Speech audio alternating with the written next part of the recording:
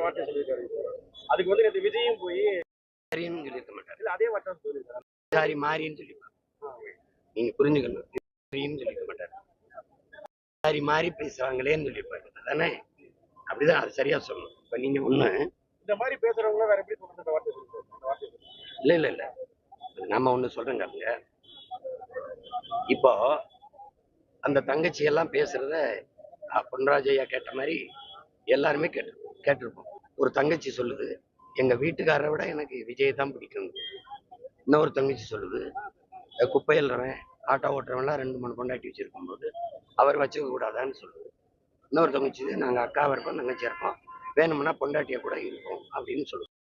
இப்படி பேசுறது இது சில காணொலிகள். இதை பார்க்கும்போது எல்லாருக்குமே ஒரு என்ன சொல்லுது, ஒரு வருத்தம் வரும், ஒரு நடுக்கம் வரும். எப்படின்னா, சமூகத்தை நேசிக்கிற எவனுமே நம்ம பெண் பிள்ளைகள் இப்படி மனநிலையில வளர்றாங்களேன்னு ஒண்ணு வரும். யாருக்குமே அந்த வருத்தம் வரும். சமூகத்தை நேசிக்கிற யாருமே என்ன பண்ணுவாங்கன்னா, ஏன் நம்ம சமூகம் அடுத்த கட்டத்துக்கு அடுத்த தலைமுறை இவ்வளவு மோசமா வளருதா அப்படின்னு யாருக்குமே ஒரு வரும். அந்த வருத்தம் பொன்ராஜையாவுக்கு இருந்த மாதிரி எனக்கு இருந்தது. நியாயமா பார்த்தா உங்களுக்கு இருந்திருக்கும். அப்போ அதை பார்த்த அந்த தாவை தலைவர் என் தம்பி விஜய்க்கு இருந்திருக்கணும். இப்ப என்ன சொல்லியிருக்கணும், ஒரு அறிக்கை போட்டு இந்த மாதிரி பேசுறத நீங்க எல்லாம் குறைச்சிக்கணும், என் அன்பு தங்கைகள் அல்லது உடன் பிறந்தார்கள் அப்படின்னு ஒன்று கொடுத்துருக்கணும். அதை அவர் கண்டிக்கல, அதை செய்யல. தொடர்ச்சியா அவங்க பேசுறதெல்லாம் விட்டுட்டாங்க. இன்னொன்னு, இந்த இடத்துல பெண்ணை இழிவா பெண்களை இப்படி குறிப்பிட்டாரு ஐயா பொன்ராஜுங்கிறது உங்க இது இப்படி பேசுறது போல பேசுறாங்களே அப்படிங்கும்போது தன்னுடைய வருத்தத்தை பதிவு பண்றாரு.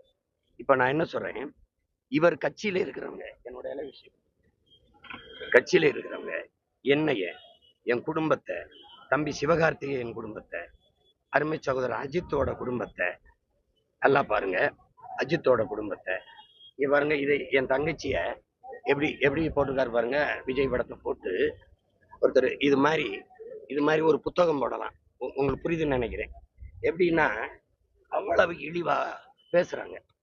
இதையெல்லாம் ஒரு கண்டிச்சு ஒரு பொதுவான அறிக்கை இந்த மாதிரி எழுதுறது, கண்ணியமற்ற பதிவுகளை குறைங்க, தவிருங்க, இந்த மாதிரி செய்யக்கூடாது அப்படின்னு நீங்க ஒரு தடவை அறிக்கை விட்டுருந்தா, அந்த தங்கச்சியை பேசும்போது அப்ப இப்படிலாம் பேசுறது கண்ணியமற்றது. உங்களை பெற்றவர்கள், உங்க உடன் பிறந்தவர்கள், உங்களுக்கு படிப்பிக்கிற ஆசிரியர்கள், உங்களோட பணி செய்கிறவர்கள், நம்ம கட்சியில இருக்கிற பெரியவர்கள்லாம் கூச்சப்படுவாங்க, அருவறுப்பாங்க. அதை செய்யாதீங்கன்னு நீங்க ஒரு நேர்மையா ஒரு அறிக்கை விட்டுருந்தீங்கன்னா, இப்ப நீங்க பொன்ராஜையா மேல கமிஷனர் அலுவலகத்துல மனு கொடுக்க போனீங்கல்ல, புகார் அளிக்க போன, அதுக்கு தகுதியும் நேர்மையும் உங்களுக்கு இருந்திருக்கும். நீங்க எங்க குடும்பங்களை பேசும்போது, என் மனைவிய, என் தம்பி சிவகார்த்தியன் குடும்பத்துல அவன் மகளை, ஐயா அன்பு சகோதரர் அஜித் அவர்கள் குடும்பத்தை, பிள்ளைகளை, இதையெல்லாம் பேசும்போது நீங்க எங்க இருந்தீங்க? அப்போ உங்க கட்சிக்காரங்க என் கட்சியில் இருக்க பிள்ளைகளை, மற்ற கட்சியில் இருக்க பெண் பிள்ளைகளை அவ்வளவு கேவலமா எழுதுறானே, வாய்கிட்ட சொல்ல முடியாத வார்த்தைகளை. நீ எல்லாத்தையும் சேர்த்து நான் எடுத்துக்கிட்டேன், மொத்தமா இவ்வளவு இருக்கும் எடுத்துக்கிட்டு நான் இதே கமிஷனர் அலுவலகத்துல உங்க மேல புகார் கொடுத்தா அப்படி இருக்கும்? எப்படி இருக்கும்? இப்படி பேசுறாங்க எங்க குடும்பத்து பிள்ளைகளை எல்லாம். அவர் கட்சி அவர் கண்டிக்கல. இப்ப அவர் மேல இதுக்கு ஒரு வழக்க பதிவு பண்ணி விசாரிங்க, என்னன்னு கேட்க நான் கொண்டு கொடுக்கட்டுமா? நான் இதெல்லாம் சேர்த்து ஒரு புத்தகம் போடட்டுமா? எப்படி எழுதியிருக்காங்கன்னு சமூகத்துக்கு காட்டலாமா? சொல்லுங்க. அதை நீங்க கண்டிச்சிருந்தீங்கன்னா வச்சுக்க, இவர் பேயாம பேசுறாரு, உன் புள்ள பேசும்போதே இந்த மாதிரி பேசாதீங்கன்னா அவர் சொல்லியிருக்க மாட்டாரு. பொன்ராஜுக்கு கட்சி இல்ல, அரசியல் இல்ல, வாக்கு இல்ல, சமூக அக்கறை, அதுலதான் அவர் பேசுறாரு. உங்களுக்கு புரியுதா? அவர் ஊடகத்துக்குள்ள இருக்கிறனால ஒரு மனிதனா சொல்லிட்டாரு, மத்தவன் மனசுக்குள்ள புளிங்கிட்டு வேதனைப்பட்டுக்கிட்டு இருப்பான். உங்களுக்கு வழங்குதுன்னு நினைக்கிறேன். அதனால அவர் சொன்னது யாரையும் காயப்படுத்தணும்னு இல்லை, இந்த மாதிரி இருக்குதே இந்த சமூகம், நம்ம நேசிச்ச சமூகம் இப்படி போயிருச்சே, இதுக்காக நம்ம முன்னோர்கள், ஆண்டோர்கள், சான்றோர்கள், அருமை பெருமக்கள்லாம் இந்த மாதிரி சமூகத்தை கட்டமைக்கவா பாடுபட்டார்கள். ஐயோ, இதை சரி செய்ய முடியாதாங்கிற ஆதங்கத்துல சொல்றாரு தம்பி, ஆதங்கத்துல சொல்றாரு. அதுவே தவறுன்னு படுதுன்னா, நோக்கத்தோடு நீங்க எழுதுறீங்க, எங்களை அசிங்கப்படுத்தணும், கேவலப்படுத்தணும் எங்க குடும்பங்களை எழுதுறீங்க, எங்க பிள்ளைகளை, குறிப்பா எங்க கட்சி பிள்ளைகளை ரொம்ப எழுதுறீங்க. அதை நான் என்ன செய்யலாம் சொல்லுங்க? என்ன செய்யலாம்? என்ன செய்யலாம் தம்பி? நீங்க என்ன பண்றீங்க? இந்த பெண்கள்லாம் உங்களை இப்ப இந்த அண்மையில் நடக்கிறதுக்காக கொஞ்சம் வெறுக்கிறாங்கன்றவொடனே இந்த பெண்ணுக்காக நான் வருவேன்னு காட்ட நினைக்கிறீங்க. நீங்க எங்க நடிக்கிறத நிறுத்தினீங்க? எங்க இன்னும் நடிச்சுட்டு தான் இருக்கீங்க. நீங்க திரையில நடிக்கிறது இப்ப தரையில தான் அதிகமா நடிக்கிறீங்க. நீங்க உண்மையிலே அக்கறை இருந்தா அந்த தங்கச்சிகள் பேசும்போதே ஒரு அறிக்கை உங்க பேர்லயோ உங்க கட்சி பேர்லயோ உங்க பொதுச் செயலாளரோ செய்தி தொடர்பாளர்களோ இது மாதிரி தங்கச்சிகள் பேசுறத நிறுத்திக்கணும். அன்பு வேற, இப்படி அன்பு வெளிக்காட்டுறதுக்கு இந்த வார்த்தைகள் அருவருப்பா இருக்கு, செய்யக்கூடாதுன்னு சொல்லணும். அப்படி நீங்க சொல்லலையே, அப்படி சொல்லலையே நீங்க.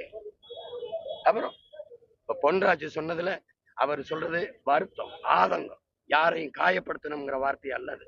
அதை வச்சுக்கணும். 3 ஆண்டுகள் கட்சி ஆரம்பிச்சு திடீர்னு நேத்திரவு தான் அவர் வெளியே வந்து போறாரு. எப்படி சார் பாக்குறீங்க? தேர்தல் அதே பெண்கள்கிட்ட ஒரு ஈர்ப்பை ஏற்படுத்தணும்னு நினைக்கிறாப்ல. இது கோடி பிரச்சனை நடந்திருக்கு. எந்த பிரச்சனைக்கு வந்திருக்காப்ல? உங்களால செத்தவனுக்கே நீ போய் பார்க்கல. இப்ப அண்மையில தஞ்சாவூர் நடந்தது, ஒருத்தன் செத்து போயிட்டான். என் கட்சி பிள்ளை போய் மருத்துவமனையில பார்த்து என் கட்சி பிள்ளை போய் சாவுல நிக்குது. உன் கட்சிக்காரன் கூட போய் நிக்கலையே.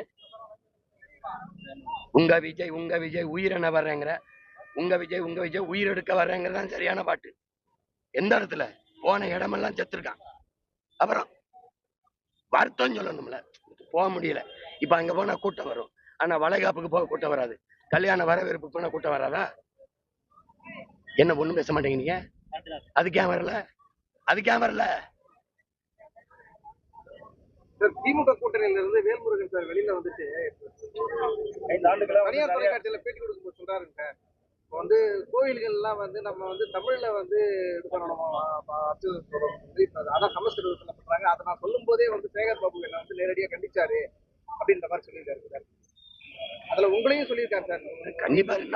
நாங்க வந்து உனக்கு தெரியும், திருச்செந்தூர் நாங்க கோயில்ல போராடி தஞ்சை பெருவுடையார்ல, திருச்செந்தூர்ல எல்லா கோயில்கள்லயும் தமிழ்ல குடமுழுக்கு நன்னீராட்டுக்கு நாங்க போய் போராடுவோம், வழக்கு போடுவோம்.